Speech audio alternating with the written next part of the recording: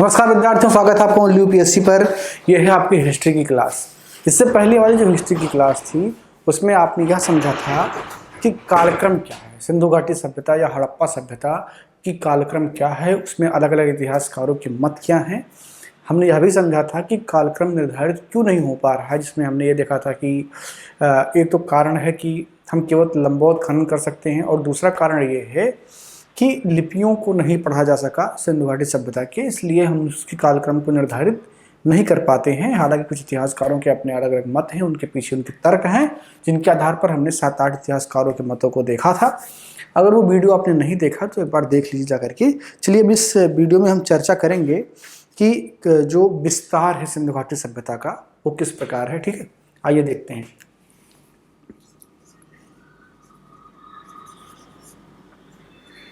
सिंधु घाटी सभ्यता का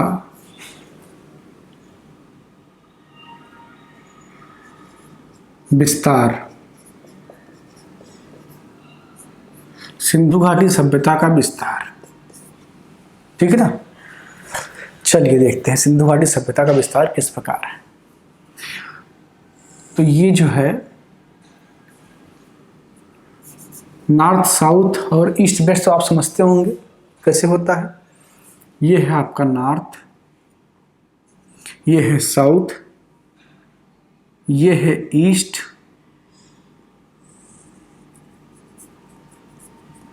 ठीक है, और ये है आपका वेस्ट यानी कि पश्चिम। सिंधु घाटी सभ्यता का जो विस्तार है वो कुछ इस प्रकार है। ये ठीक है, यानी कि त्रिभुज के आकार में है।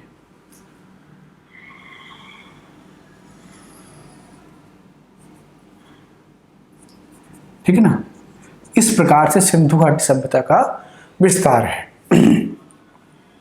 अब ये स्थल कौन कौन से इसको देख लेते हैं। ये जो नॉर्थ में आप बिंदु देख रहे हैं, सबसे यानी कि उत्तरोत्तर बिंदु जो है वो है मांडा। कहाँ है? जम्मू एंड कश्मीर में। सबसे नीचे जो आप देख रहे हैं यह है आपका दैमाबाद।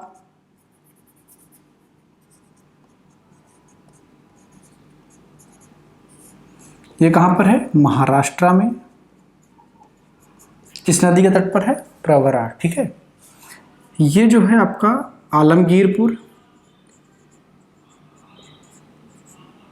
कहाँ है? मेरठ, उत्तर प्रदेश में, हिंडन नदी के तट पर, जो कि यमुना नदी की एक सहायक नदी है। और ये जो पार्ट है आपका, ये है शुत्का गेंडर। कहाँ पर है ये? बलूचिस्तान में, बलूचिस्तान। ठीक, तो ये जो है पूरी आकृति है सिंधु घाटी सभ्यता या हड़प्पा सभ्यता की। ठीक है, अब जो इसका ये विस्तार है नॉर्थ टू साउथ, ये 1400 किलोमीटर है। कितना है?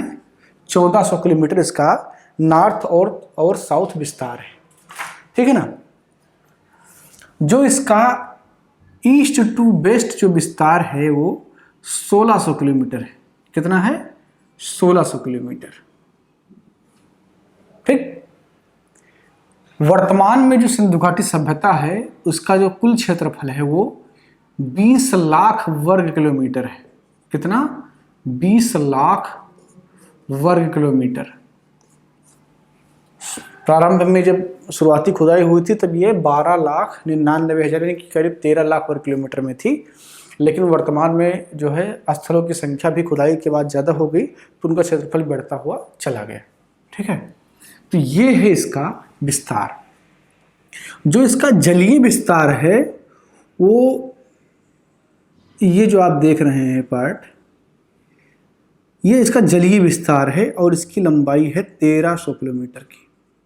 ये बहुत इंपॉर्टेंट है, हो सकता है कभी आपसे पूछ लिया जाए कि सिंधु घाटी सभ्यता की जो जलीय विस्तार थी उसकी लंबाई कितनी थी। ठीक है, ये बलूचिस्तान से गुजरात तक का जो पार्ट है वो है, तो ये 1300 किलोमीटर है। ठीक है ना। अब ये देखते हैं कि इसके जो है स्थलों की संख्या कितनी है, कहाँ कितने स्थल हैं, इसको थोड़ा सा समझ लेते हैं। तो देखिए जो हड़प्पाई स्थल है वो 3 देशों में पाए गए हैं। कौन कौन से? पहला आपका भारत, दूसरा है आपका पाकिस्तान, और तीसरा है आपका अफगानिस्तान।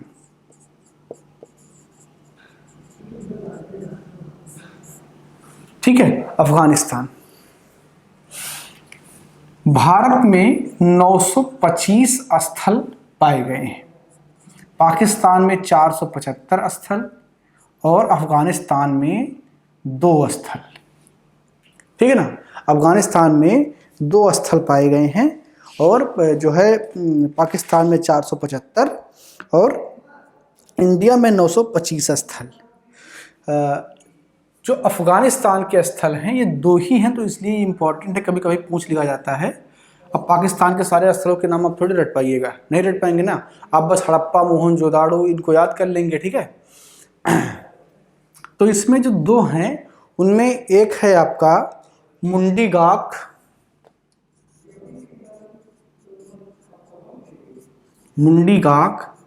और जो दूसरा है वो है आपका सुर्तगुई।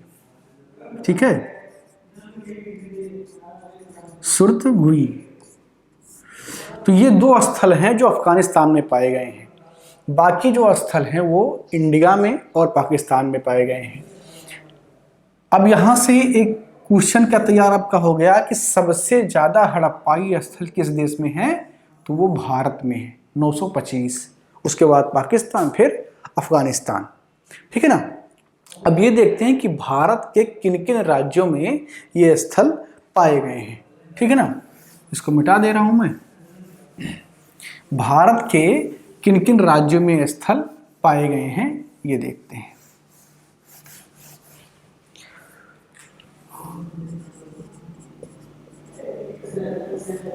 तो सबसे पहले देखेंगे जम्मू कश्मीर, J&K, राजस्थान, गुजरात, पंजाब और हरियाणा। ठीक है, इसके अलावा यूपी और फिर महाराष्ट्र। ठीक है ना, तो ये वो स्टेट हैं इंडिया के जहां पर हड़प्पाई स्थल पाए जा रहे हैं। ठीक है, पाए जाते हैं। तो ये देख करके आप नॉर्मली आप ये अगर आपने इंडिया का मैप देखा होगा तो समझ सकते हैं कि ये सब कहाँ है, ये सब पश्चिम भारत के पार्ट हैं। ठीक है ना। सबसे ज़्यादा जो हड़प्पाई स्थल पाए गए हैं वो कहाँ पर पाए गए हैं, गुजरात में। ठीक है, इसको आप नोट डाउन कर लेंगे। सबसे ज़्यादा हड़प्पाई स्थल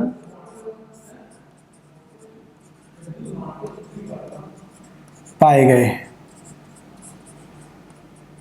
ठीक है, सबसे ज़्यादा हड़प्पाई स्थल कहाँ पाए गए हैं, गुजरात में पाए गए हैं। अच्छा, पाकिस्तान के कौन कौन से प्रांत में पाए गए हैं तो वो भी आप अगर चाहें तो नोट डाउन कर सकते हैं। तो पाकिस्तान में एक तो सिंध में है, दूसरा पाकिस्तान के पंजाब वाले प्रोविंस में है, और तीसरा बलूचिस्तान।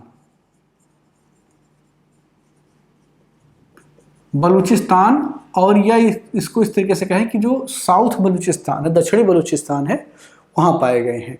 तो पाकिस्तान के 3 प्रोविंस में पाए गए हैं। और भारत के कौन कौन से प्रोविंस, उत्तर प्रदेश, जम्मू कश्मीर, महाराष्ट्र, राजस्थान, गुजरात, पंजाब, हरियाणा, इन स्थानों पर प्राप्त हुए हैं। ठीक है, तो ये है इसका विस्तार। अब हमें ये समझना है एक एक करके कि मोहनजोदाड़ो की विशेषता क्या है, हड़प्पा की विशेषता क्या है, रोपड़ की विशेषता क्या है, कालीबंगा की विशेषता क्या है, इनको अलग अलग करके हमें पढ़ना है। लेकिन अब उसके लिए एक पूरी प्रॉपर क्लास होगी, इस क्लास में उसको करना संभव नहीं है, ठीक है ना। तो इस क्लास में इतना ही। बाकी ये है कि सिंधु घाटी सभ्यता की 4 क्लास हो गए हैं। मैंने कहा था कि 5 क्लास में कवर हो जाएगा, लेकिन 5 क्लास में कवर नहीं हो पाएगा। मुझे लगता है कि 6-7 क्लास तो करने ही होंगे। 6-7 क्लास में इसको हम जरूर कवर कर लेंगे, ठीक है। अब इसके बाद वाला जो क्लास होगा उसमें हमें वही चर्चा करनी है कि जो प्रमुख स्थल हैं उनकी विशेषताएं क्या हैं, ठीक है। और उसके बाद में उसी के साथ साथ नगर नियोजन की भी चर्चा हो जाएगी, क्योंकि हर स्थल की बात होगी तो उनके नगरों की भी बात होगी, उनके रख रखाव क्रियाकलाप कैसे हैं उसकी बात होगी। और फिर अलग से हम एक सेगमेंट बना करके बात करेंगे उनके क्रियाकलाप पर कि उनका राजनीतिक जीवन, सामाजिक जीवन और आर्थिक जीवन कैसा था, ठीक है, उस पर चर्चा करेंगे। और जो कुछ महत्वपूर्ण तथ्य होंगे उनको एक अलग सेगमेंट बना करके भी आपको समझाएंगे। चलिए मिलते हैं अगले वीडियो में, बात करेंगे प्रमुख हड़प्पाई स्थलों की। धन्यवाद। मैं मानस मिश्रा, द न्यूज ओशन का मैनेजिंग डायरेक्टर, आपके लिए एक ऐसी पत्रिका पहली बार आई है जो सिर्फ सच दिखाएगी। कृषि कानूनों पर मचा है घमासान, हो रही हैं मनगढ़ंत बातें। मैं अंकित मिश्रा, पढ़िए मेरा आर्टिकल इस मैगजीन में फैक्ट के साथ। यूपीएससी के एस्पायरेंट समझे हर मुद्दों को गहराई में जाकर के। इस नए लेख में आपको मिलेगा नए संसद भवन के निर्माण से संबंधित सारी जानकारी। मैं विशाल यादव, अब तक आप लोगों ने हमें टीवी पे देखा, लेकिन अब हमारे लेख आपको दिखेंगे इस मैगजीन में। मैं Ranjit Prasad, reporter the news ocean. हम आपको दिखाएंगे किसान आंदोलन के बीच में जिहादी कांड। सब्सक्राइब करें द न्यूज ओशियन, खबरों का समंदर।